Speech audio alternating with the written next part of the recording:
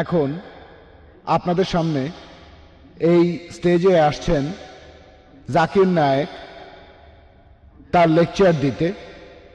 আর লেকচারের টপিক মুহাম্মদ সাল্লাল্লাহু আলাইহি সাল্লাম, পৃথিবীর বিভিন্ন ধর্মগ্রন্থে তার বর্ণনা।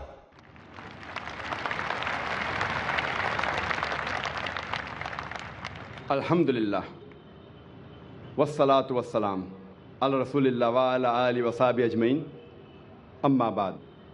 আউযু বিল্লাহি মিনাশ শাইতানির রাজীম, বিসমিল্লাহির রহমানির রহিম। মা কানা মুহাম্মাদুন আবা আহাদিম মির রিজালিকুম ওয়ালাকিন রাসূলুল্লাহ ওয়া খাতামুন নবিয়্যিন ওয়া কানা আল্লাহু বিকুল্লি শাইইন আলিমা। রব্বি ইশরাহ লি সাদরি ওয়া ইয়াসসির লি আমরি ওয়াহলুল উকদাতাম মিন লিসানি ইয়াফকাহু কাওলি।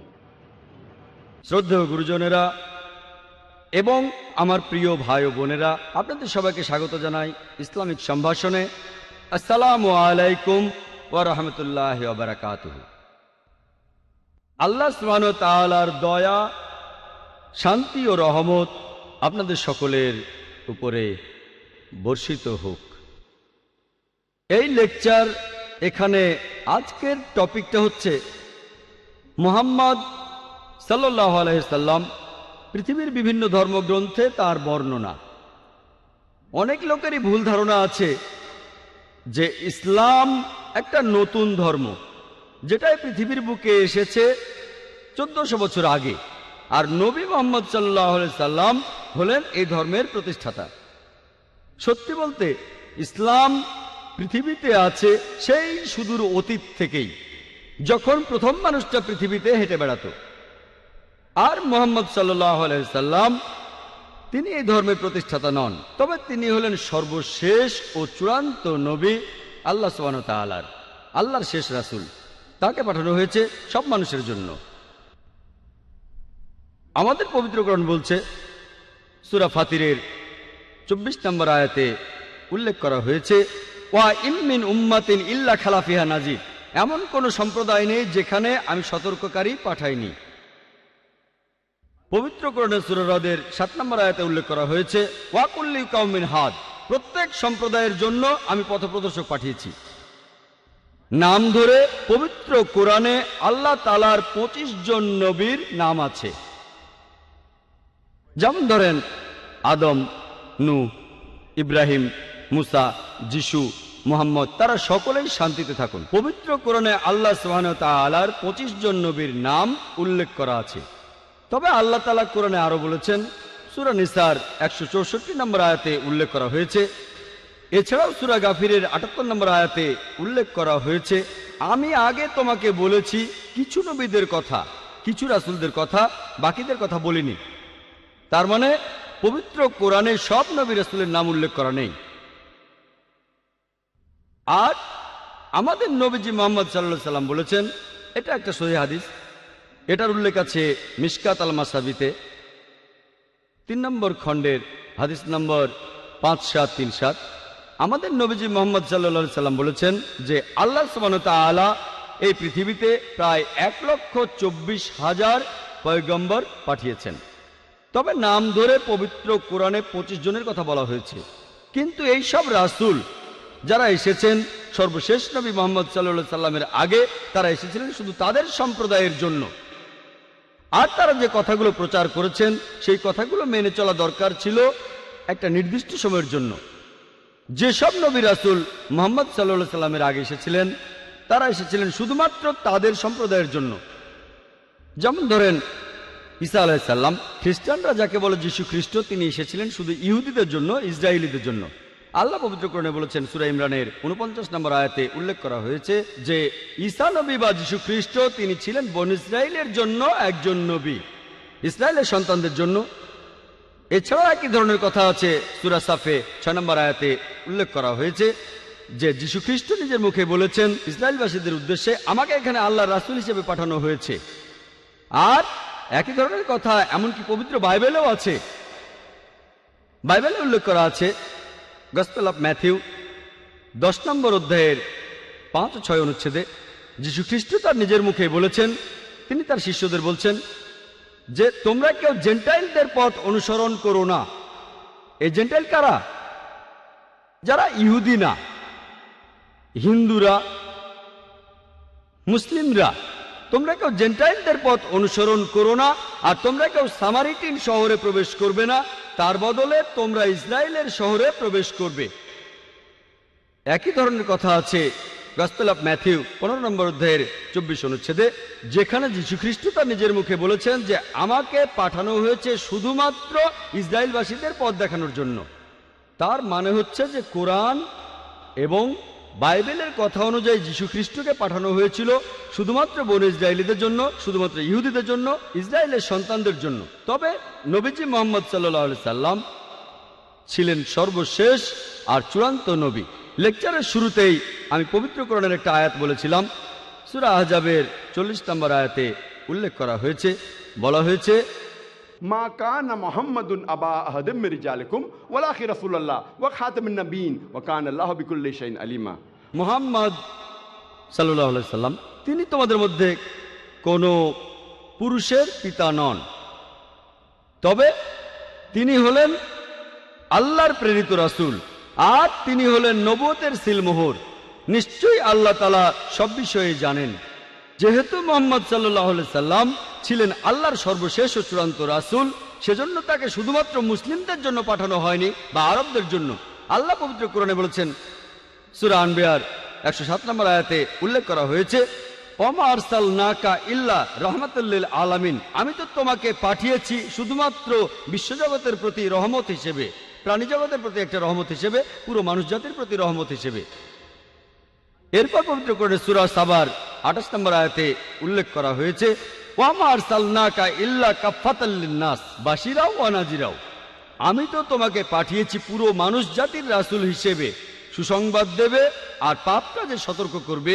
কিন্তু অধিকাংশ মানুষই একথা জানে না। যেহেতু মুহাম্মদ সাল্লাল্লাহু আলাইহি সাল্লাম ছিলেন সর্বশেষ ও চূড়ান্ত নবী, আমাদের নবীজির পরে অন্য কোনো রাসূল বা নবী আসবেন না। সেই কারণেই তাকে শুধু মুসলিমদের জন্য পাঠানো হয়নি অথবা আরবদের জন্য, তাকে পাঠানো হয়েছিল পুরো মানুষ জাতির জন্য। আমরা মুসলিমরা আমরা বিশ্বাস করি যে পবিত্র কোরআন এটা হলো আল্লাহ তাআলার বাণী, এটা হলো আল্লাহ তাআলার সর্বশেষ আসমানি কিতাব। তাই কোরআন যা বলছে আমরা সেটা মানি। সেজন্যই আমরা এটাও মানি যে নবী মুহাম্মদ সাল্লাল্লাহু আলাইহি সাল্লাম হলেন সর্বশেষ ও চূড়ান্ত নবী, আর এটাও মানি তাকে পাঠানো হয়েছে পুরো মানুষ জাতির জন্য। তবে বেশিরভাগ অমুসলিম, সাধারণভাবে সব অমুসলিমই, তারা বিশ্বাস করে না যে কোরআন এটা আল্লাহর বাণী, আর সে কারণে তারা মানতে চায় না যে নবী মুহাম্মদ সাল্লাল্লাহু আলাইহি সাল্লাম হলেন আল্লাহর সর্বশেষ ও চূড়ান্ত নবী, তিনি এসেছেন পুরো মানুষ জাতির জন্য। এ কারণে অমুসলিমদেরকে বোঝানোর জন্য আমি এখানে সাহায্য আর নির্দেশনা নেব পবিত্র কোরআনের একটি আয়াত থেকে। আর আমার মতে এই আয়াতটাতে আছে দাওয়ার চাবিকাঠি, অমুসলিমদেরকে বোঝানোর মূল মন্ত্র। পবিত্র কোরআনে সূরা ইমরানের 64 নম্বর আয়াতে উল্লেখ করা হয়েছে, তাআলাউ ইলা কালমাতিন সাওয়াইম বাইনানা ওয়া বাইনাকুম, এসো সেই কথায় যাহা আমাদের এবং তোমাদের মধ্যে এক। যখন আমরা অন্য ধর্মের মানুষের কথা বলবো, সবচেয়ে ভালো পদ্ধতি যেটা পবিত্র কোরআনে বলছে, এসো সেই কথা যাহা আমাদের এবং তোমাদের মধ্যে এক। আসুন আমরা দেখি যে পৃথিবীর বিভিন্ন প্রধান প্রধান ধর্মগ্রন্থগুলোতে আমাদের নবীজি মুহাম্মদ সম্পর্কে কি বলা হয়েছে। তাহলে এই অমুসলিমরা যদি বিশ্বাস করে এই ধর্মগ্রন্থগুলো যেটা তাদের ধর্মের, যদি সেই ধর্মগ্রন্থে উল্লেখ থাকে, যদি তারা মনে করে যে এটা আল্লাহর বাণী, তাহলে সেই ধর্মগ্রন্থের কথাগুলোও তাদের মানতে হবে। আসুন প্রথমেই আমরা দেখি হিন্দু ধর্মগ্রন্থগুলোতে নবী মুহাম্মদ সাল্লাল্লাহু আলাইহি সাল্লাম সম্পর্কে কি বলা হয়েছে। হিন্দু ধর্মগ্রন্থগুলোকে মোটামুটিভাবে ভাগ করা যায় প্রধানত দুই ভাগে, যেমন শ্রুতি আর স্মৃতি। শ্রুতি অর্থ হচ্ছে যেটা প্রকাশিত হয়েছে, যেটা সবাই বুঝতে পেরেছে, যেটা মানুষ শুনেছে। এই শ্রুতি বিভিন্ন হিন্দু বিশেষজ্ঞদের মতে প্রচলিত আছে যে শ্রুতি হলো ঈশ্বরের বাণী। এটাও প্রধানত দুই ভাগে বিভক্ত, বেদ ও উপনিষদ। বেদ এই সংস্কৃত শব্দটা এসেছে বিদ থেকে, যার অর্থ হচ্ছে মানুষের জ্ঞান। আর বেদ প্রধানত 4 প্রকার: ঋগ্বেদ, যজুর্বেদ, সামবেদ ও অথর্ববেদ। যদিও এই বেদগুলো ঠিক কোন সময় থেকে পৃথিবীতে আছে সেটা কেউই জানে না, তবে স্বামী দয়ানন্দ সরস্বতীর কথা অনুযায়ী, যিনি হলেন আর্য সমাজের প্রতিষ্ঠাতা, তিনি বলেছেন যে এই বেদগুলো আসলে এগুলোর বয়স হচ্ছে 131 কোটি বছর। তবে এই বিশেষজ্ঞদের বেশিরভাগই তারা বলেন বেদের বয়স আনুমানিক 4000 বছর। পৃথিবীর কোন অংশে এই বেদ প্রথম এসেছিল সেটা আমরা কেউ জানি না, কার উপরে এটা নাজিল হয়েছিল সেটাও আমরা জানি না। যদিও এই সব ব্যাপারগুলো পরিষ্কার নয়, তারপরও হিন্দুরা মনে করে যে এটাই আল্লাহর বাণী, এটাই হলো সবচেয়ে বিশুদ্ধ আর পবিত্র ধর্মগ্রন্থ যাবতীয় হিন্দু ধর্মগ্রন্থগুলোর মধ্যে। আসুন প্রথমেই আমরা দেখি হিন্দু ধর্মগ্রন্থগুলোতে নবী মুহাম্মদ সাল্লাল্লাহু আলাইহি সাল্লাম সম্পর্কে কি বলা হয়েছে। হিন্দু ধর্মগ্রন্থগুলোকে মোটামুটিভাবে ভাগ করা যায় প্রধানত 2 ভাগে, যেমন শ্রুতি আর স্মৃতি। শ্রুতি অর্থ হচ্ছে যেটা প্রকাশিত হয়েছে, যেটা সবাই বুঝতে পেরেছে, যেটা মানুষ শুনেছে। এই শ্রুতি বিভিন্ন হিন্দু বিশেষজ্ঞদের মতে প্রচলিত আছে যে শ্রুতি হলো ঈশ্বরের বাণী। এটাও প্রধানত 2 ভাগে বিভক্ত: বেদ ও উপনিষদ। বেদ এই সংস্কৃত শব্দটা এসেছে বিদ থেকে, যার অর্থ হচ্ছে মানুষের জ্ঞান। আর বেদ প্রধানত 4 প্রকার: ঋগ্বেদ, যজুর্বেদ, সামবেদ ও অথর্ববেদ। যদিও এই বেদগুলো ঠিক কোন সময় থেকে পৃথিবীতে আছে সেটা কেউই জানে না, তবে স্বামী দয়ানন্দ সরস্বতীর কথা অনুযায়ী, যিনি হলেন আর্য সমাজের প্রতিষ্ঠাতা, তিনি বলেছেন যে এই বেদগুলো আসলে এগুলোর বয়স হচ্ছে 131 কোটি বছর। তবে এই বিশেষজ্ঞদের বেশিরভাগই তারা বলেন বেদের বয়স আনুমানিক 4000 বছর। পৃথিবীর কোন অংশে এই বেদ প্রথম এসেছিল সেটা আমরা কেউ জানি না, কার উপরে এটা নাজিল হয়েছিল সেটাও আমরা জানি না। যদিও এই সব ব্যাপারগুলো পরিষ্কার নয়, তারপরও হিন্দুরা মনে করে যে এটাই আল্লাহর বাণী, এটাই হলো সবচেয়ে বিশুদ্ধ আর পবিত্র ধর্মগ্রন্থ যাবতীয় হিন্দু ধর্মগ্রন্থগুলোর মধ্যে। এরপরে গুরুত্ব পাবে তাদের উপনিষদ। এসেছে সংস্কৃত শব্দ থেকে উপা, যার অর্থ কাছে, নি অর্থাৎ নিচে, সদ অর্থাৎ বসা, কাছে এসে নিচে বসা। এককালে শিষ্য আর ছাত্ররা বসত তাদের শিক্ষকদের পায়ের কাছে, এটাকে বলা হচ্ছে উপনিষদ।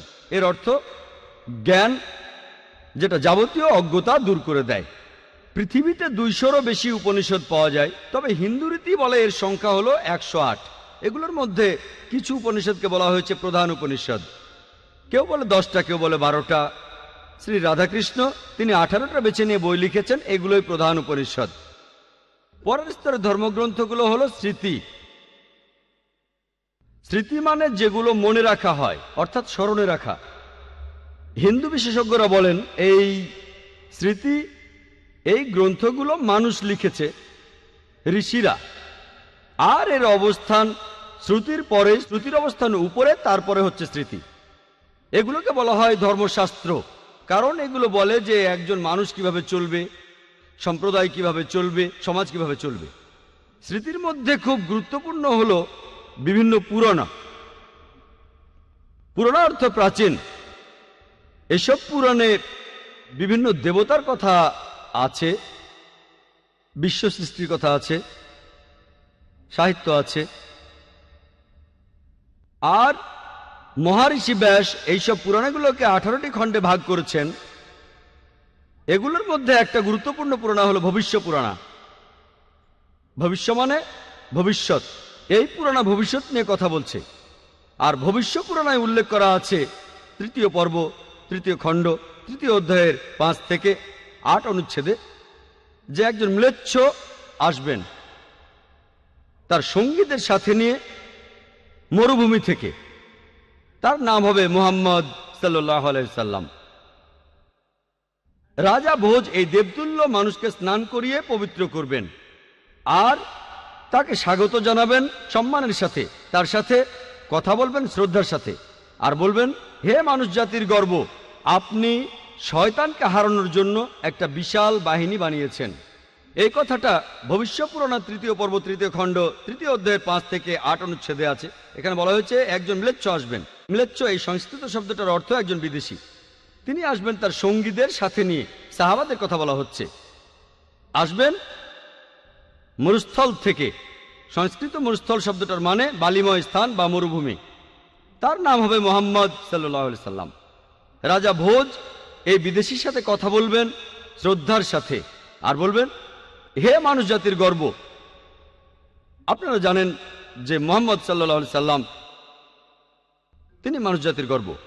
আল্লাহ পবিত্র কোরআনে বলেছেন, সূরা কালামের 4 নম্বর আয়াতে উল্লেখ করা হয়েছে, নিশ্চয়ই তুমি সবচেয়ে মহান চরিত্রে অধিষ্ঠিত। পবিত্র কোরআনে সূরা আহজাবের 21 নম্বর আয়াতে উল্লেখ করা হয়েছে, নিশ্চয়ই আল্লাহর রাসূল মুহাম্মদ সাল্লাল্লাহু আলাইহি সাল্লাম, তার মধ্যে তোমাদের জন্য উত্তম আদর্শ রয়েছে। পুরাণ আরো বলছে যে সেই লোক তার বাহিনী নিয়ে শয়তানের বিরুদ্ধে যুদ্ধ করবে। আমরা জানি আমাদের প্রিয় নবীজি এই কাজটা করেছিলেন। এই ভবিষ্যৎবাণী একেবারে স্পষ্ট করেই বলছে মুহাম্মদ সাল্লাল্লাহু আলাইহি সাল্লামের কথা। কিছু মানুষ বলতে পারে, এখানে যে ভোজ রাজার কথা বলা আছে তিনি ছিলেন 11 শতাব্দীতে, মুহাম্মদ সাল্লাল্লাহু আলাইহি ওয়াসাল্লামের জন্মেরও 500 বছর পরে। আর এই ভোজ রাজা ছিলেন রাজা শিলাবাহন এর 10ম বংশধর। এই মানুষগুলো এটা বুঝতে পারে না যে মিশরের সম্রাটদের পদবীর মতো তারা রাজাদের টাইটেল দিত ফারাও। অতীতে অনেক ফারাও ছিল, মাত্র একজন ফারাও ছিল না। তারপরে দেখেন রোমের সম্রাটদের তাদের পদবী ছিল সিজার। সিজার একজন ছিল না, অনেক সিজার ছিলেন। একইভাবে ইন্ডিয়ার রাজা, তাদের টাইটেল ছিল ভোজ। তাহলে ভোজ নামে একজন রাজা ছিলেন না, অনেক রাজাই ছিলেন। এই ভোজ রাজা ইনি কিন্তু 11 শতাব্দীর ভোজ রাজা নন, ইনি তারও অনেক আগে রাজত্ব করেছিলেন। এরপর ভবিষ্যৎ পুরাণে বলা হয়েছে 3য় পর্ব 3য় খণ্ড 3য় অধ্যায়ের 10 থেকে 27 অনুচ্ছেদে আছে, ম্লেচ্ছদের বসবাসের স্থান নষ্ট হয়ে গেছে। এখানে যে শত্রুরা আগে রাজত্ব করত, এখন সেখানে এসেছে আরো শক্তিশালী শত্রু। আমি একজন মানুষকে পাঠাবো যার নাম হবে মুহাম্মদ সাল্লাল্লাহু আলাইহি সাল্লাম। মানুষকে পরিচালিত করবেন সরল পথে। হে রাজা ভোজ, তুমি পিশাচদের রাজ্যে কখনোই যাবে না, কারণ আমি আমার দয়া দিয়েই তোমাকে পবিত্র করব। তারপর দেবতুল্য একজন মানুষ ভোজ রাজার কাছে আসলো, তারপর বলল যে আর্য ধর্ম এই পৃথিবীতে প্রতিষ্ঠিত হবে। এটা হবে ঈশ্বর পরমাত্মার আদেশে। আমার অনুসারীদের খাতনা দেওয়া থাকবে, তাদের মাথার পেছনে কোনো টিকি থাকবে না, তারা মুখে দাড়ি রাখবে, তারা একটা বিপ্লব করবে, তারা প্রার্থনার জন্য আহ্বান করবে, তারা সব হালাল খাবার খাবে, তারা বিভিন্ন পশুর মাংস খাবে, তবে এই লোকগুলো শূকরের মাংস খাবে না। তারা লতাপাতার মাধ্যমে নিজেদের পবিত্র করবে না, নিজেদের পবিত্র করবে যুদ্ধের মাধ্যমে। তাদের সম্প্রদায়কে বলা হবে মুসলমান। এই ভবিষ্যৎবাণী আর কারো কথা বলছে না, বলছে সর্বশেষ নবী মুহাম্মদ সাল্লাল্লাহু আলাইহি সাল্লামের কথা। বলা আছে, আমার অনুসারী তারাই হবে যে লোকদের খতনা দেওয়া থাকবে। আমরা জানি মুসলিমরা খতনা করে, তাদের মাথার পেছনে টিকি থাকবে না, অনেকে এটাকে বলে সিন্ডি, তাদের মুখে দাড়ি থাকবে, তারা একটা বিপ্লব করবে, তারা প্রার্থনার জন্য আহ্বান করবে। আজানের কথা বলা হচ্ছে, মুসলিমরা আজান দেয়। তারা সব হালাল খাবার খাবে, বিভিন্ন প্রাণীর মাংস খাবে, তবে তারা শূকরের মাংস খাবে না। আল্লাহ পবিত্র কোরআনে সব মিলিয়ে 4 জায়গায় বলেছেন। সূরা বাকারার 173 নম্বর আয়াতে উল্লেখ আছে, সূরা মাইদার 3 নম্বর আয়াতে উল্লেখ আছে, সূরা আনামের 145 নম্বর আয়াতে উল্লেখ আছে, এবং সূরা নাহালের 115 নম্বর আয়াতে উল্লেখ করা আছে, হুররিমাত আলাইকুম মাইতাতু ওয়াদ-দামু ওয়া লাহমুল খিনজির ওয়া মা উহিল্লা লিগাইরিল্লাহ বি। তোমাদের জন্য হারাম করা হয়েছে মৃত জন্তু, রক্ত, শূকর মাংস খাওয়া, এবং যে পশু জবাইকালে আল্লাহ ব্যতীত অন্য কারো নাম নেওয়া হয়েছে। যেহেতু পবিত্র কোরআনে বেশ কয়েকবার এই কথা বলা হয়েছে যে শূকরের মাংস খাওয়া হারাম, মুসলিমরা আমরা শূকর খাই না। ভবিষ্যৎবাণীটা আরো বলছে যে তারা লতাপাতার মাধ্যমে পবিত্র হবে না, তারা পবিত্র হবে যুদ্ধের মাধ্যমে, আর তাদেরকে ডাকা হবে মুসলমান বলে। এই ভবিষ্যৎবাণীটা পরিষ্কারভাবে বলছে সর্বশেষ এবং চূড়ান্ত নবী মুহাম্মদ সাল্লাল্লাহু আলাইহি সাল্লাম সম্পর্কে। এরপরে ভবিষ্যৎ পুরাণে আরো উল্লেখ করা আছে 3য় পর্ব 1ম খণ্ড 3য় অধ্যায়ের 21 থেকে 23 অনুচ্ছেদে বলা হয়েছে যে 7টা পবিত্র শহর কাশীতে সেগুলো ভরে গেছে দুর্নীতিতে আর রাক্ষসে। সেই সময়ে ম্লেচ্ছদের দেশে ম্লেচ্ছ ধর্মের অনুসারী যারা আছে তারা ভালো মানুষ, তাদের মধ্যে সব ভালো গুণই আছে। আর এই দেশে দেখো সব ধরনের পাপই বিদ্যমান আছে। হে ঋষি, তোমার প্রভুর নামকে সমুন্নত রেখো। এখানে আসলে বলা হচ্ছে মুহাম্মদ সাল্লাল্লাহু আলাইহি সাল্লামের কথা, তার অনুসারীদের কথা। মুহাম্মদ সাল্লাল্লাহু আলাইহি সাল্লামের কথা বেদেও ভবিষ্যৎবাণী করা হয়েছে। অথর্ব বেদে বলা হয়েছে 20 নম্বর গ্রন্থে 127 নম্বর অনুচ্ছেদের 1 থেকে 14 নম্বর মন্ত্র, এটাকে বলা হয় কুন্টাক সুক্তাস। কুন্টাক অর্থ পেটের ভিতর লুকানো গ্রন্থি। তার মানে এই মন্ত্রগুলোর যে অর্থ সেটা লুকানো আছে, আপনারা পরে এগুলো সম্পর্কে জানতে পারবেন। কুন্টাকের আরো একটা অর্থ দুর্দশা থেকে মুক্ত, আরেকটা অর্থ শান্তি। আর ইসলামেরও একই অর্থ। এর আরেকটা অর্থ হলো পৃথিবীর কেন্দ্র। আমরা জানি যে মক্কা শহরটা পৃথিবীর কেন্দ্র। আল্লাহ পবিত্র কোরআনে বলেছেন, সূরা ইমরানের 96 নম্বর আয়াতে উল্লেখ করা হয়েছে, মানুষ জাতির জন্য প্রথম ঘর বানানো হয়েছিল বাক্কায়। এটা মক্কার আরেকটা নাম। আমি এখানে 14টা মন্ত্রের সবগুলো বলার সময় পাবো না। এখন আপনাদের সামনে সংক্ষেপে 4টা মন্ত্র বলবো।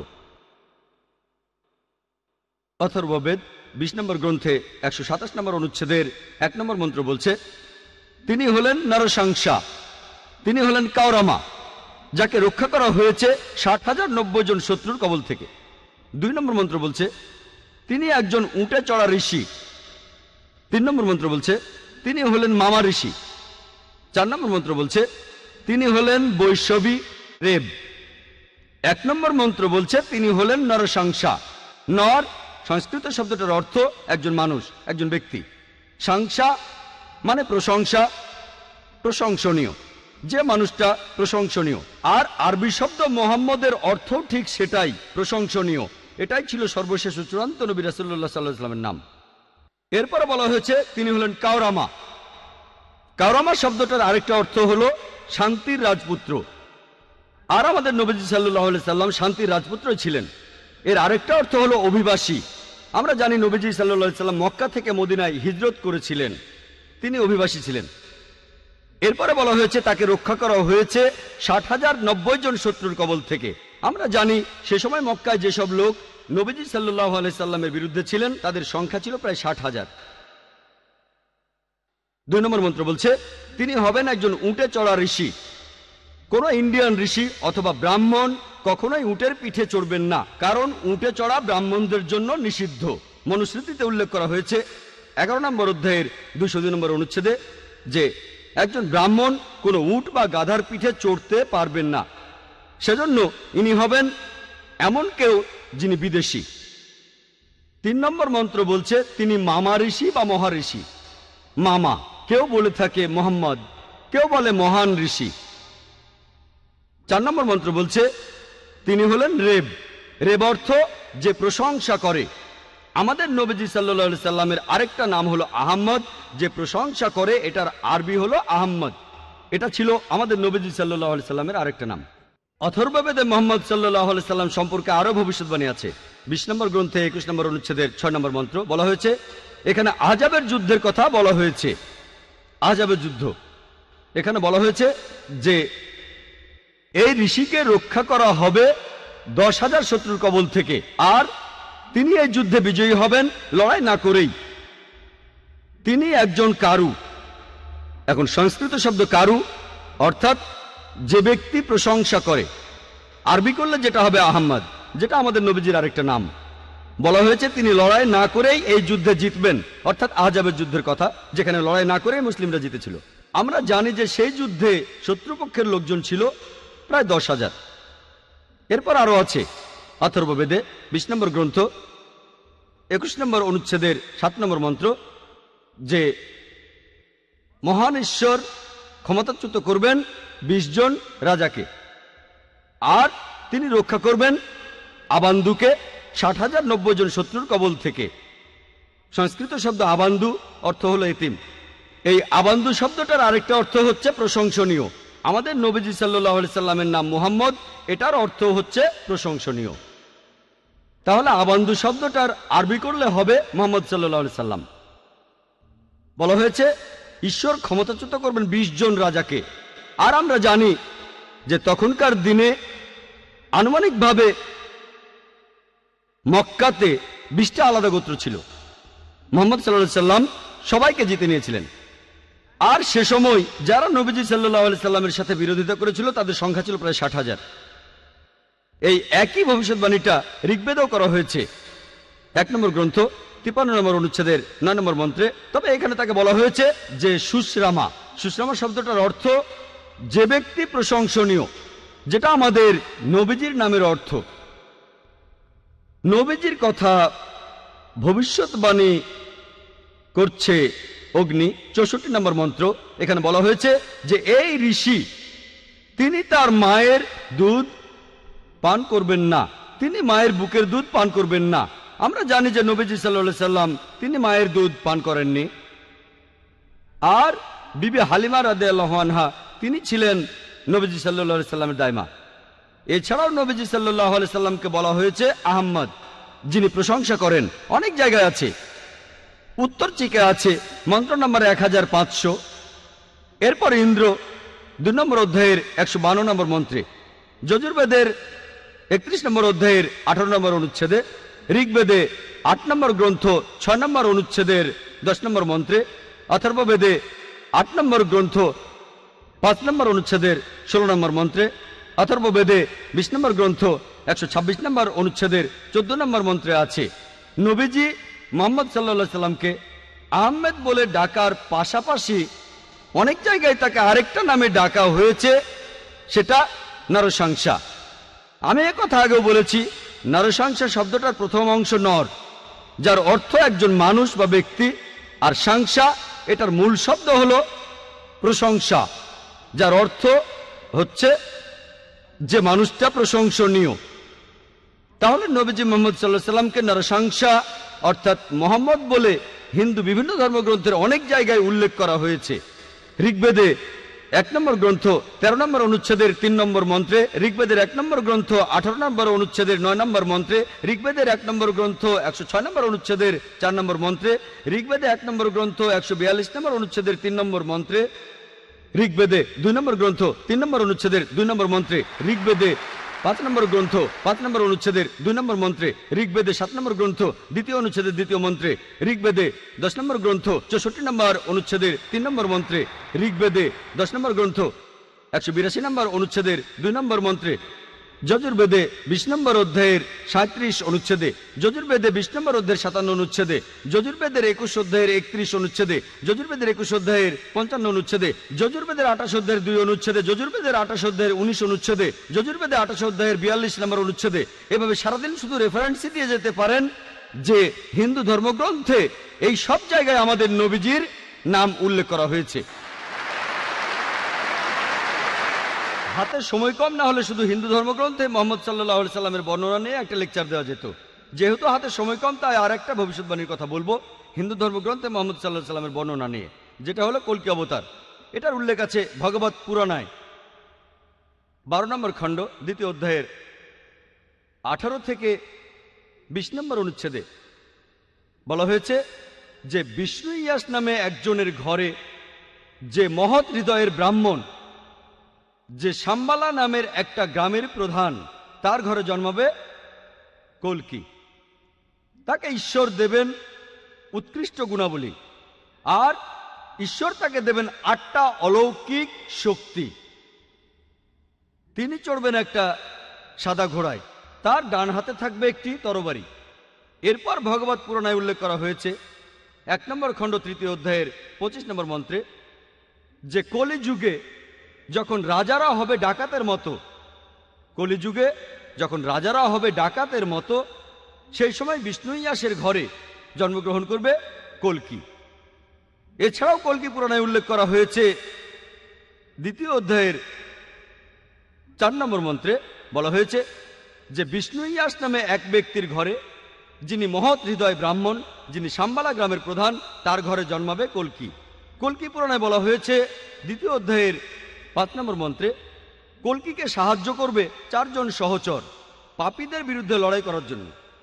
কল্কি পুরাণে বলা হয়েছে 2য় অধ্যায়ের 7 নম্বর মন্ত্রে কল্কি অবতারকে যুদ্ধক্ষেত্রে দেবদূত বা ফেরেশতারা সাহায্য করবে। কল্কি পুরাণে 2য় অধ্যায়ের 11 নম্বর মন্ত্রে বলা হয়েছে যে বিষ্ণুয়াস নামে এক ব্যক্তির ঘরে জন্ম নেবে সুমতির গর্ভে। কল্কি পুরাণে 2য় অধ্যায়ের 15 নম্বর মন্ত্রে উল্লেখ করা হয়েছে যে তিনি মাধব মাসের 12 দিনে জন্মগ্রহণ করবেন। এক কথায় হিন্দু ধর্মগ্রন্থের এই কথাগুলি কল্কি অবতার সম্পর্কে বলছে। আমি এবারে এই কথাগুলি আবারও সাজিয়ে আর সংক্ষেপে বলছি। 1 নম্বর পয়েন্ট, তার বাবার নাম হবে বিষ্ণু ইয়াস। বিষ্ণু মানে ঈশ্বর, ইয়াস এর মানে ভৃত্য অর্থাৎ ঈশ্বরের ভৃত্য। যদি এটার আরবি করেন সেটা হবে আব্দুল্লাহ অর্থাৎ আমাদের নবীজি সাল্লাল্লাহু আলাইহি সাল্লামের বাবা। তার মায়ের নাম হবে সুমতি। সুমতি সংস্কৃত শব্দটার অর্থ প্রশান্ত, প্রশান্তি, শান্তি। এটার আরবি করলে হবে আমিনা অর্থাৎ আমাদের নবীজি সাল্লাল্লাহু আলাইহি সাল্লামের মা। বলা হয়েছে তিনি জন্মগ্রহণ করবেন সাম্বালা নামে একটি গ্রামে। সাম্বালা মানে একটি প্রশান্ত এবং শান্তির জায়গা। আমরা জানি মক্কাকে বলা হয় দারুল আমান অর্থাৎ শান্তির ঘর। নবীজি সাল্লাল্লাহু আলাইহি সাল্লাম জন্মেছিলেন মক্কায়। এরপরে বলা হয়েছে যে তিনি সাম্বালা গ্রামের প্রধানের ঘরে জন্মগ্রহণ করবেন। আমরা জানি যে নবীজি মুহাম্মদ সাল্লাল্লাহু আলাইহি সাল্লাম মক্কার প্রধান ব্যক্তির ঘরে জন্মেছিলেন। এরপরে বলা হয়েছে তিনি মাধব মাসের 12 দিনে জন্মাবেন। আমরা জানি যে মুহাম্মদ সাল্লাল্লাহু আলাইহি সাল্লাম রবিউল আউয়াল মাসের 12 তারিখে জন্মেছিলেন। আরও বলা হয়েছে যে তিনি হবেন শেষ ঋষি, শেষ নবী, অন্তিম ঋষি। আমরা জানি পবিত্র কোরআনে সূরা আহজাবের 40 নম্বর আয়াতে উল্লেখ করা হয়েছে মা কানা মুহাম্মাদুন আবা আহাদিম মির রিজালিকুম ওয়ালাকিন রাসূলুল্লাহ ওয়া খাতামুন নবিয়্যিন ওয়া কানা আল্লাহু বিকুল্লি শাইইন আলিমা। মুহাম্মদ সাল্লাল্লাহু আলাইহি সাল্লাম তোমাদের মধ্যে কোনো পুরুষের পিতা নয়, তবে তিনি আল্লাহর প্রেরিত রাসূল এবং তিনি নবুয়তের সিলমোহর। নিশ্চয়ই আল্লাহ সব বিষয় সম্পর্কে জানেন। তাহলে কোরআন বলছে যে নবীজি সাল্লাল্লাহু আলাইহি সাল্লাম হলেন সর্বশেষ রাসূল। এরপরে বলা হয়েছে যে এই ঋষি, এই কল্কি অবতার, তিনি তার জ্ঞান পাবেন, আলোকপ্রাপ্ত হবেন প্রথমবার সেটা রাতের বেলায় একটা গুহার ভেতরে। তারপরে তিনি উত্তর দিকে রওনা দিয়ে ফিরে আসবেন। আমরা জানি মুহাম্মদ সাল্লাল্লাহু আলাইহি সাল্লাম প্রথম ওহী তিনি পেয়েছিলেন রাতের বেলায় হেরা গুহায় জবলে নূরে। আর পবিত্র কোরআনে সূরা দুখানে 2 ও 3 নম্বর আয়াতে উল্লেখ করা হয়েছে। এছাড়াও সূরা কদরের 1 নম্বর আয়াতে উল্লেখ করা হয়েছে ইন্না আনজালনাহু ফি লাইলাতিল কদর, নিশ্চয়ই আমি অবতীর্ণ করেছি কোরআন এই মহামান্বিত রাতে। আমরা জানি মুহাম্মদ সাল্লাল্লাহু আলাইহি সাল্লাম মদিনায় হিজরত করেছিলেন, যেটা ছিল মক্কা শহরের উত্তর দিকে। তারপর আবার মক্কায় ফিরে আসেন। আরো বলা হয়েছে যে ঈশ্বর তাকে দেবেন অতি উৎকৃষ্ট গুণাবলী। বলা হয়েছে যে তিনি 8টা অলৌকিক শক্তি পাবেন। এই 8টা অলৌকিক শক্তি হচ্ছে হিন্দু ধর্মগ্রন্থ অনুযায়ী জ্ঞান, আত্মসংযম, জ্ঞান বিতরণ, অভিজাত বংশ পরিচয়, সাহসিকতা, কম কথা বলা, মহানুভবতা এবং পরোপকারিতা। এই 8টা গুণের সবগুলোই আলহামদুলিল্লাহ সর্বশেষ ও চূড়ান্ত নবী মুহাম্মদ সাল্লাল্লাহু আলাইহি সাল্লামের ভেতরে দেখা যায়। তারপর বলা হয়েছে তিনি হবেন পৃথিবীর সব মানুষের পথপ্রদর্শক। আর পবিত্র কোরআনে সূরা সাবার 28 নম্বর আয়াতে উল্লেখ করা হয়েছে ওমা আরসালনাকা ইল্লা কাফাতাল লিন্নাস বাশীরা ওয়া নাযীরা, আমি তো তোমাকে পাঠিয়েছি পুরো মানুষ জাতির দূত হিসেবে, সুসংবাদদাতা ও সতর্ককারী রূপে পাঠিয়েছি। তবে অধিকাংশ মানুষই কথাটা জানে না। এরপরে বলা হয়েছে যে কল্কি অবতার চড়বেন একটি সাদা ঘোড়ায়। আমরা জানি যে নবীজি মুহাম্মদ সাল্লাল্লাহু আলাইহি সাল্লাম বুরাকে চড়েছিলেন যখন মেরাজে গিয়েছিলেন। এরপরে আরো বলা হয়েছে যে তার হাতে থাকবে একটি তরবারি। আর আমরা জানি মুহাম্মদ সাল্লাল্লাহু আলাইহি সাল্লাম যুদ্ধে অংশ নিয়েছিলেন, আর বেশিরভাগই ছিল আত্মরক্ষার জন্য সরাসরি অংশ নিয়েছিলেন, তখন তার ডান হাতে তরবারি থাকতো। এরপর এখানে বলা হয়েছে যে তিনি অজ্ঞ লোকদের পরিচালিত করবেন সরল পথে। আমরা জানি যে মুহাম্মদ সাল্লাল্লাহু আলাইহি সাল্লাম আরবদের পথ দেখিয়েছিলেন। আরবের সেই সময়টাকে বলা হতো আয়ামে জাহেলিয়া অর্থাৎ অজ্ঞতার যুগ। আর মুহাম্মদ সাল্লাল্লাহু আলাইহি সাল্লাম আল্লাহ তাআলার সাহায্য নিয়ে, কোরআনের সাহায্যে আরবদের নিয়ে এসেছিলেন অন্ধকার থেকে আলোতে। এরপর আরো বলা হচ্ছে তাকে সাহায্য করবে 4 জন সহচর। বলা হচ্ছে 4 জন সাহাবীর কথা, খোলাফায়ে রাশেদিন, হযরত আবু বকর, হযরত ওমর, হযরত ওসমান, হযরত আলী, আল্লাহ সবাইকে শান্তিতে রাখুন। তারপর বলা হয়েছে যে যুদ্ধক্ষেত্রে তাকে দেবদূত বা ফেরেশতারা সাহায্য করবে। আমরা জানি যে পবিত্র কোরআনে সূরা ইমরানের 123 থেকে 125 নম্বর আয়াতে উল্লেখ করা হয়েছে। এছাড়াও সূরা আনফালের 8 থেকে 9 নম্বর আয়াতে উল্লেখ করা হয়েছে যে ফেরেশতারা নবীজিকে সাহায্য করেছিল, সেটা ছিল বদরের যুদ্ধে, আর তাদের জন্য মুসলিমরা সে যুদ্ধে জিতেছিল। এখানে আমি সংক্ষেপে বললাম কল্কি অবতার সম্পর্কে, যেটা হিন্দু ধর্মগ্রন্থে বলা হয়েছে। হিন্দু ধর্মগ্রন্থে মোহাম্মদ সাল্লাল্লাহু আলাইহি ওয়াসাল্লাম সম্পর্কে বিস্তারিত জানতে চাইলে আপনারা আমার ভিডিও ক্যাসেট দেখেন এই টপিকের উপরে, যেখানে হিন্দু ধর্মগ্রন্থে নবীজির ব্যাপারে বিস্তারিত বলেছি। আসুন এবারে দেখি পার্সি ধর্মগ্রন্থে নবীজি সাল্লাল্লাহু আলাইহি ওয়াসাল্লামকে নিয়ে কি ভবিষ্যদ্বাণী করা হয়েছে।